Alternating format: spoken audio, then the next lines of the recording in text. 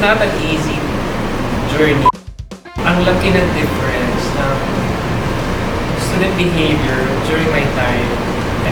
Students are not just students, they're also our colleagues. True.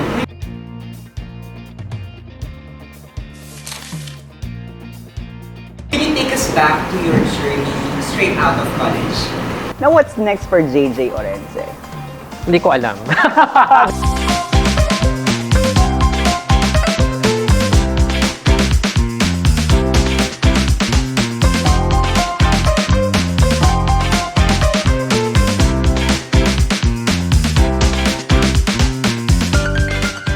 I'm glad that I've been given this opportunity to teach, to give back to the school. And who knows, I'd be able to teach again next sem. Of course. And then probably do something else. I mean, not related to journalism, but probably related to storytelling. I mean, these two are very different. We're already in the process of modifying the curriculum. Well, one thing na nakita ko, no, si Miss Lucci was able to train you and you were molded into a very good person. And now you are molding younger generation.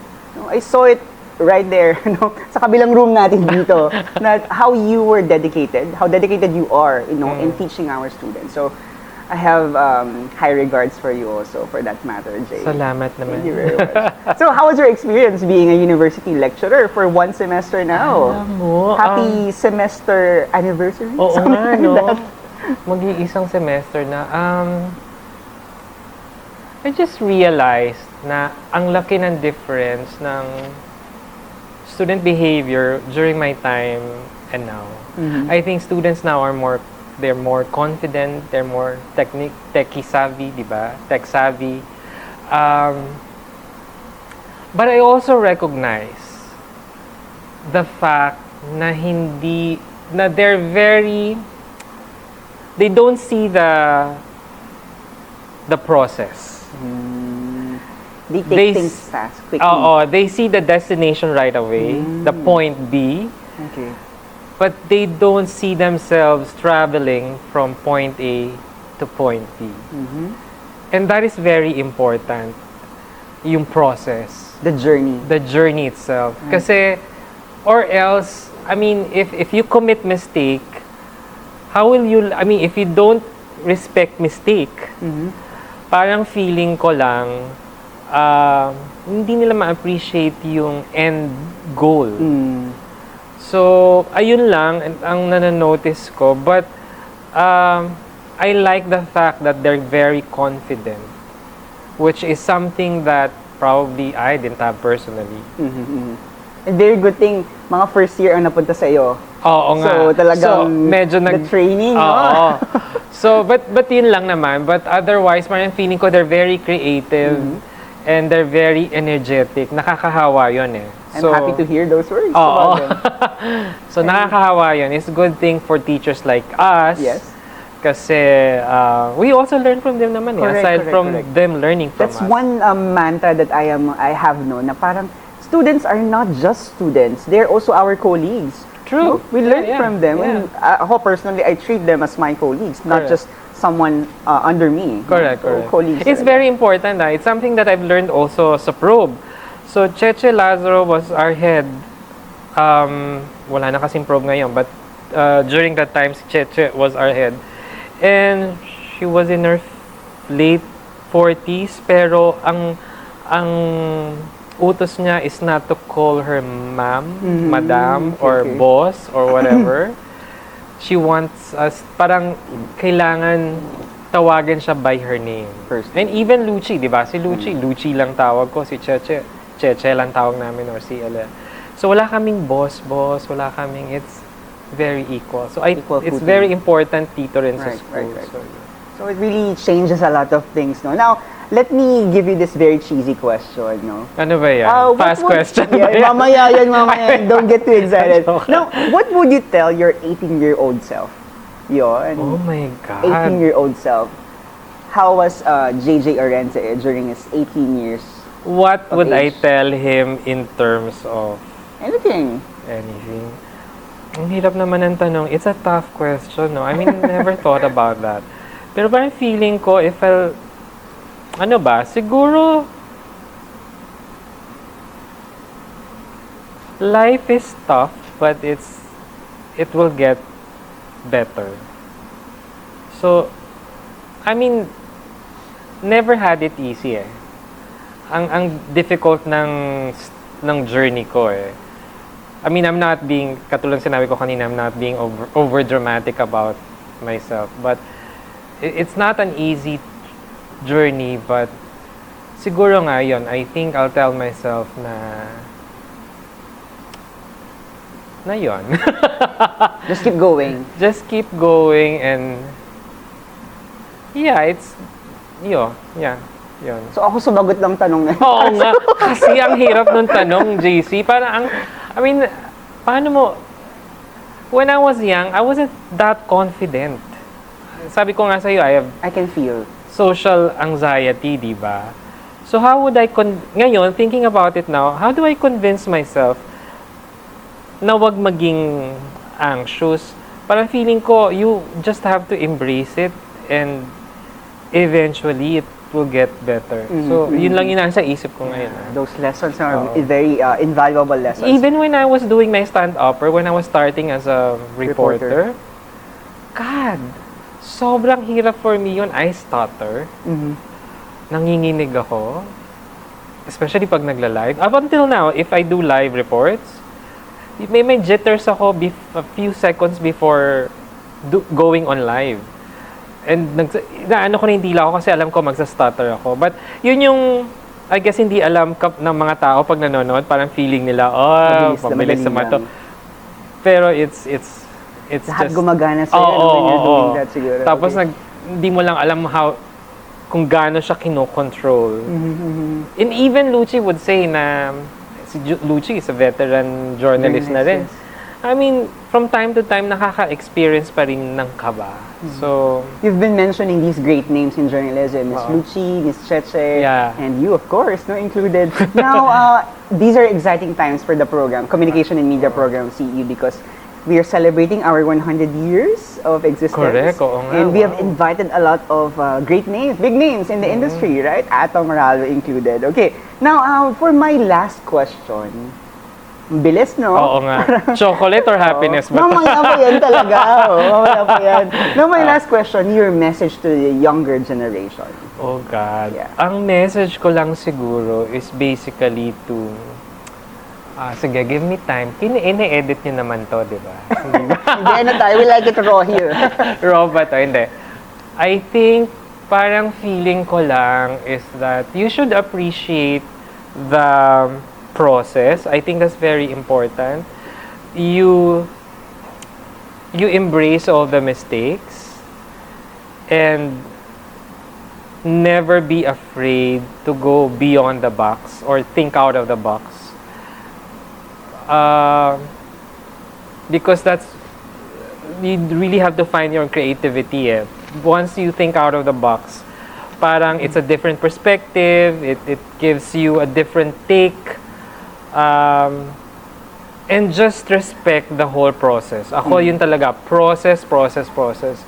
Or else parang hindi nyo ma-appreciate yung destiny or yung destination nyo once na you just jump from A to B and not trusting the process. Yeah, sort of, yeah. Okay. We've been working together for the last couple of months and akala ko nung una talaga sabi ko, am I going to have a good working relationship with Jayjay and so on and so forth.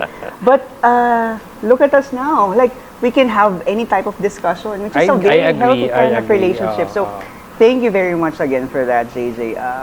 You've done so many great things for the program. So, thank you. Salamat din. Naku, ito na yun. Ito na ba yun? Mamaya, excited na masyado. Isa sa mga nakuha ko pa sa'yo, working with you and talking to you with so many chances, yung pagiging magandang relationship with people, very important also. Like you can be tough sometimes when the situation calls for it, No, but you can also be soft on people, right? Because pakikisama, no? Correct, You're not yeah. working as an island, like an island, no? In Correct, media, yeah. you really have to work with team members, right? Yeah, and I think it's very important na you also treat other people as your colleague, katulad na sinabi mo nga kanina, di ba? And kasi you have to have a network of people. Yes, yes. It's either tutulong sila sa'yo or tutulungan mo sila, and eventually you build a community, di ba? So, very important you have a relationship with other people and hindi mo kino-consider sila na Someone lower than you. yeah, lower from you. Yeah. I have an honest Nako, ito confession na. to make. Excited ata ako You know dito. what? Journalism was my first love. I Oh, why graduated. not I do finished it? journalism. I'm going to resign now. No, but having invited several people here in our university, parang it gives me more confidence now na. Correct. Kasi dati sabi ko, ready na ba ako? I graduated SUMA, sir. But Kaya nga I eh. don't feel confident at all, similar to your experience. So that's why I can relate so much. Oo. But right now, that I'm taking my PhD and all, I feel readier. Na parang sabi ko, nakita ko rin si Miss Lucci, she started Probe when she was 40 years old. Am I correct? Was my research No, correct? that's Cheche. Oh, Cheche, yes, Oo, Miss Cheche. kasi, yeah. Right, anyways. So, mga 30s parang na ata sabi si ko, Lucci. isn't it too late for me to, No. venture into journalism? And I all? don't think there's an age I don't think there's an age for, pursuing a career in journalism. I think if your core value is to tell a story, walang date yun, walang expiration date, walang manufacturing date. You just have to pursue it. Ang importante lang is yung genuine feeling of having a conversation with other people and turning it into a good story. So yun lang yun, but walang expiration date. Okay, yun. sige, I'm going to update my CV and send it right away. Okay, now here's the most exciting part. Ay, Diyos Jay. ko Lord, Okay. ano na yan? Now let's Okay. proceed to the fast talk, which I'd like to call caffeine rush.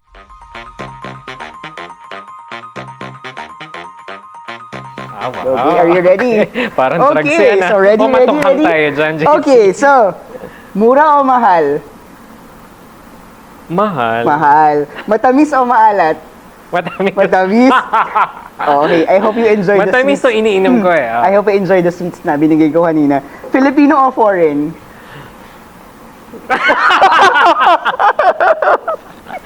Yung mga biglang tingin, no? Oo nga eh. Oh, I think It means a lot. Okay. ano ulit yun? Filipino or foreign? Dayuhan. Dayuhan? Oh my gosh, that's controversial. Bata o matanda? Oh gosh. Pwede man both? Both. Okay. Taas o baba?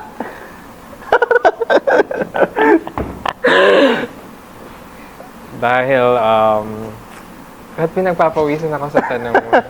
Ano ba ulit? Taas, Taas or o baba? Napaka-controversial niyan ah. Taas? Taas. Global o local? Ay, sorry. Di ba masagot yun? Question mark ba yun? Okay. Yung itsura mo kasi parang question mark. Okay. Global o local? I think global. Global. Okay. It could be local anyways. Pwede rin, no? Yeah. Traditional or modern? I like heritage. So And these are, traditional. by the way, some of your collection Oo books, nga, eh, yeah, right? yeah. True. Um, Si Maria Ressa to kasama right, siya sa right. probe. Correct. No? Kaya, syempre, in-effortan natin ng set natin for I today. know, oo nga, ito One So, Planet. so- Ito, basahin niyo itong Saan dyan yung pinaka-favorite mo pala, by the way? Alam mo, binasa ko to, yung The Israelis, kasi there was a point in my life na parang feeling ko na reincarnate ako from being a Jew.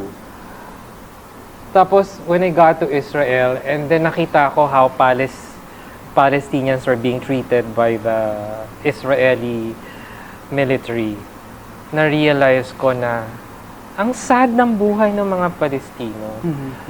So, gusto ko siyang itapon na. Okay. Diyan na muna. Dyan na muna. Let me read Pero, it muna. alam ko tapos na yung ibang usapan natin, but sobra akong how do I say it? Affected by it kasi oppressed, sila ngayon yung nang-o-oppress. Nag-gets mo? So parang may But ganun. that one is up for another discussion. Oo nga. Right? It's Okay, now, another political. traditional or modern? You chose traditional, no? Or cultural, traditional. right? Writer or reporter? Writer. Writer. Bida o kontrabida? Parang gusto mo maging kontrabida. Ay, parang pareho tayo dyan. Okay, on-cam or behind the scenes? Behind the scenes. Behind the scenes. Okay. Chismis or lecture?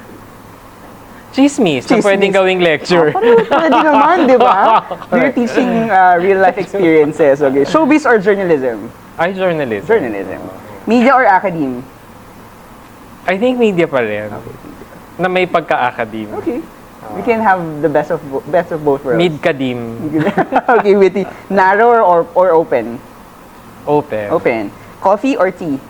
Tsaa. Siya. Okay. Fruity or meaty? What's that? Fruity or meaty? Fruity na nga lang. Fruity, okay. Pero minsan gusto rin ng meaty. Okay, it's Holy Week now. Okay, that's it. Oh my gosh, time flies really, really so fast. Oo nga. Thank you very much. Thank you, Jay. JC. Thank you. Ang dami kong kailangan ipagpasalamat sa'yo. So, yeah. Thank you very much, Sir Jayjay, for gracing our first episode. It's also very special because it's my birth month, April. Happy birthday to you. And you made one of my dreams come true. Okay, so that one is our very first episode for Cup of Jo-Se, okay, where conversations or discussions have a meaning. Thank you very much and stay tuned for updates.